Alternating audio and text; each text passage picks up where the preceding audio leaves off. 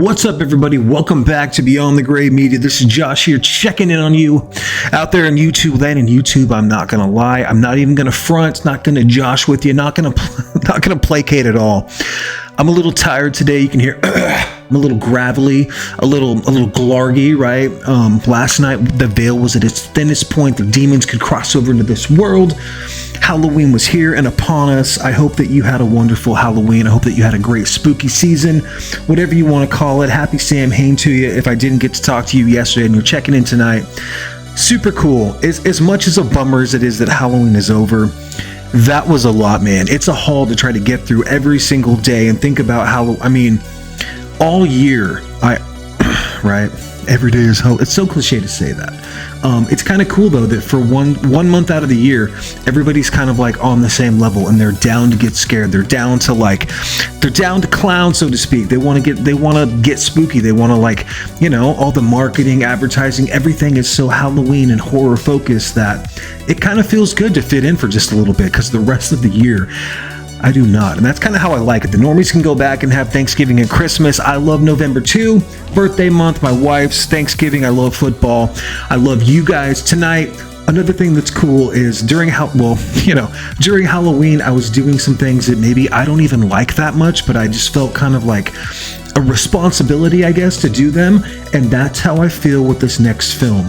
Really unlikable everything about this film. And I just wanted to react quickly, rawly to Raleigh. That's not even a fucking term. Ryan Nicholson's 2008 unearthed film, Gutterballs. Have you seen it? Let's check it out. What can I say about this unearthed feature? It's not good, but sometimes films can be so bad that they are good. That kind of logic and thinking does not apply to Gutterballs. I bought this film on a lark. A friend tells another friend of a film infamous for its violence, insanity, and unbearably shocking scenes.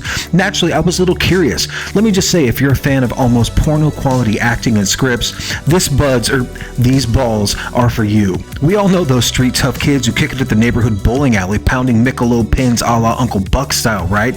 Yeah, me neither. This 2008 Canadian horror comedy splatterfest is a rough sit even at 96 minutes.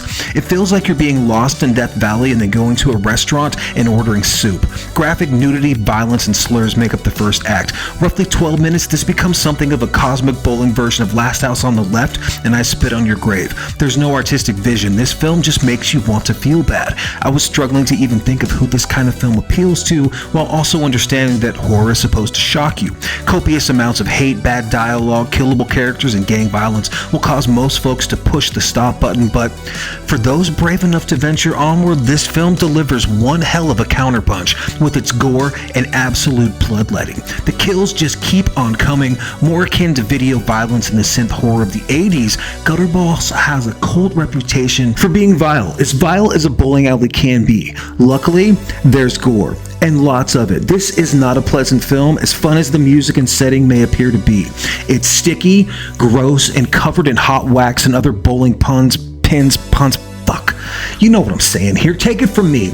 This thing is a journey in spots to get through. It has some scenes best watched through the shadows of your fingers. I don't know anyone who takes bowling this seriously. The scene involving hot wax and ball polish, it's something else, and more. It's something that you're more likely to see in the Terrifier series. Brutal, visceral, and bloody as shit. Something about the tank tunk tunk sound of a bowling pin bouncing off of a skull. It does stick with you. It's very effective.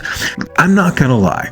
This gore fest was about 46 minutes too long with its hammed up acting and over the top revenge plot, but for what it is, it's effective, unappealing, and it's going to soothe that extreme itch with just one scratch. Spoiler: no one is safe, everyone is mutilated, and the tone and scope of the film.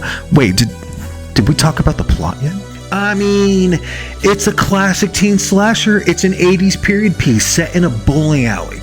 Full ham, cheese, and sleeves. This thing is like a 12-piece roasted chicken left out on the clearance rack. Way too long, dude. Full of grease and sleaze. No one's coming to pick it up. A killer wears a bowling bag as a mask, for crying out loud. And there's a few twists. There's your plot. Brooding sexual tension, revenge, unlikable shitbag characters, smut, bowling perversities, with the climax that's so blood-soaked.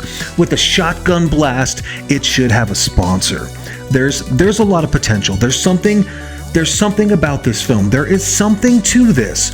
If this had the same style, kills, and direction, and this unique spin that Gutterballs really does have, but they actually gave us a script and some characters worth rooting for, this would be a decent movie.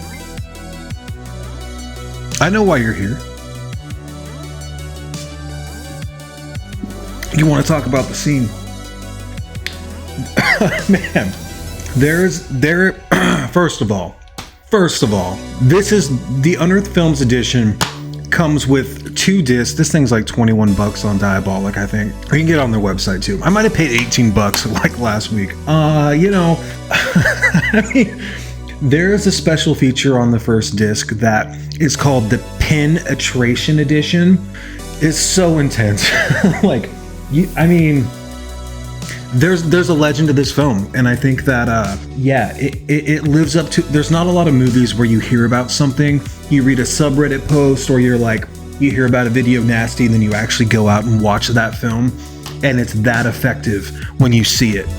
This one is pretty bad. It's pretty effective, pretty not stuff I want to see. A lot of full frontal, a lot of. I totally want to describe it to you guys so that we can kind of have a real discussion, because it's gross and it makes you feel bad. And I don't know if that's the point. I don't know if it's exploitation. I don't know if it's trying to be shocking. I have a hard time with. I'm trying to pick my words very carefully here because I want people to be able to see this video. But yeah, if you don't watch the penetration version, you're probably still going to be disgusted by this film. And there's a whole other disc with tons and tons of features, trailers, still got, and there's a Gutterballs Part 2, Balls Deep, I think. Yeah, Gutterballs, it's a ride, it's an experience, and I just kind of wanted to react to it. I'd never seen it before, and I watched it. There's so much potential in this film. If they just gave us somebody to root for, if they just gave us someone to care about, someone to like, just something. Because I've seen a lot of Kevin Smith movies, I've seen a lot of I like a lot of independent cinema. It's fine. DIY, totally cool. And I guess, shout out to the dude that made this film, and I guess he had passed away from cancer, but he was like a gore special effects guy. And you can see it all over this film. Looks incredible, like the gore in this movie, the way that it's done. If this was like a throwback, man, to films like Maniac, obviously I spit on you. There's a lot of nastiness in this movie that could be salvaged. It could have been saved by a decent plot. It's almost like we get the plot and the characters just so we can get to the next kill, which is totally fine if that's the movie that you're going to be getting going in. But this has so much revenge and grossness to it that a lot of people are going to be turned off by it, like right off the gate. So just know that going in if you haven't seen Gutterballs. I'm not giving it like a hard recommendation or a soft recommendation. Just be aware that there's probably like a 9-minute extended scene that is pretty awful. And there's a lot of hatred, a lot of not culturally kind things that happened. This was pushing the envelope in 2008. If this came out right now, it would be canceled immediately, for sure. In this climate that we have today, this thing is vile to a lot of people, probably. I thought that the last 20 minutes are pretty damn good. This is Terrifier on steroids, man. It's got some moments. Unfortunately, it's got the scene, and it does that multiple times. This is not softcore, this is hardcore, especially that penetration version. So yeah, that is Gutterballs, the Unearthed 2-disc collector's edition. In case one disc wasn't enough with all those special features, you got 2 discs here. When I say that this thing is bad, I mean bad acting, bad plot, bad choices of, I don't know, man. It's 45 minutes too long. It's just a slog to get through. Awesome kills, really, really imaginative stuff. Like, if as much fun as you can have in a bowling alley, as much perversion, you get it here. Almost like a street trash version of Last House. I don't know, man. It's a trip, though. I don't want to say you can't handle it. Just be aware. It's got a reputation. I think it definitely lives up to it. It's going to upset most people. It's going to ruin most folks' holiday dinner, especially if you're stuffing that bird twice. It's gonna ruin your family dinner. If you want to see more from me, though, like, comment, subscribe. Talk some shit down there. I got a ton of stuff coming this month. I can't wait to get into it. Some stuff that's kind of like a little freight train right into the abyss, and then some stuff where we can kind of have some fun, a little shrub scooting, a little mid slidge, and we're gonna get into some weird stuff. So thanks for being here. Take care of yourselves. Cheers.